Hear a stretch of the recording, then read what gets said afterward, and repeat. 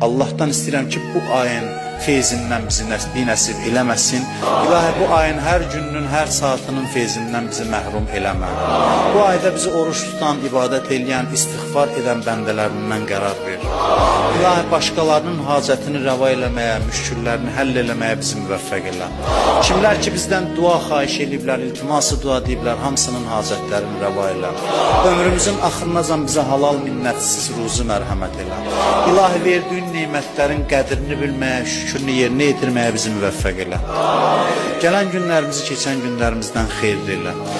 Ailəmizdən, nəslimizdən, övladlarımızdan Peyğəmbər və Əhl-i Beytinin düşməni qərar vermə. Ömrümüzün axırınacan bizə halal minnətsiz ruzu mərhəmət elə. Torpaqlarımızın azadlığı uğrunda canından keçən şəhidlərimizi Kərbəla şəhidləri ilə məşhur elə. Ölənlərimizi qəriq rəhmət elə. Qalanlarımızı haqqa hidayət elə. İmam Zaman ağa